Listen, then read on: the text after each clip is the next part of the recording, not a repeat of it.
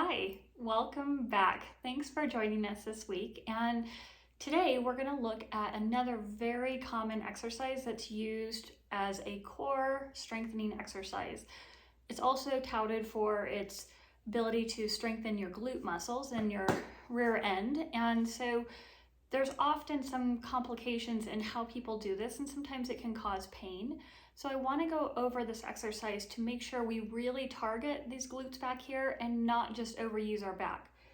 So when you're doing this exercise, go ahead and lie down on your back. And I always start, again, whenever I'm doing anything for my back or body, I always start with my knees bent.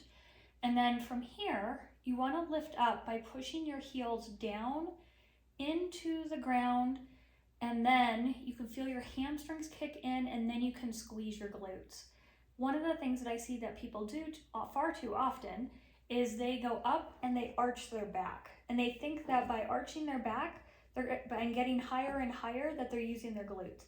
I can tell you, I can feel soreness or irritation across my low back right here when I do it this way, and I didn't feel as much in my actual gluteal muscles.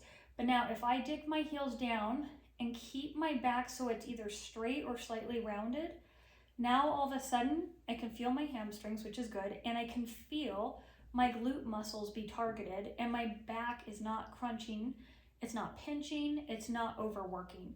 Sure, there's a few back muscles working, but it's not a strong contraction because I can feel it in my glutes and they're hard all over.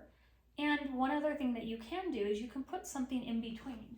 So if I have a pillow here and I can put that in between, I can now get my adductor muscles on the inside of my thigh, and I can do this bridge exercise.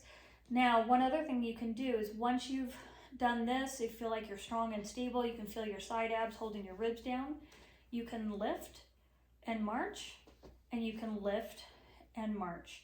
And when you do this, you want to make sure that these ribs stay down, your back's not overly contracting, and you're using the glute muscles you're targeting. You can even stand there or sit there and hold it, and you can get your quads kicked in along with your adductors and your glutes. So all of these are modifications, but if you've never done this before, really recommend that you work on getting your back to flatten, then you lift up, pushing your heels and squeezing your glutes. I hope this was helpful. It's a great way to get started on strengthening the hip muscles and to get you some stability. Have a great rest of your day. We'll see you again next week. Bye now.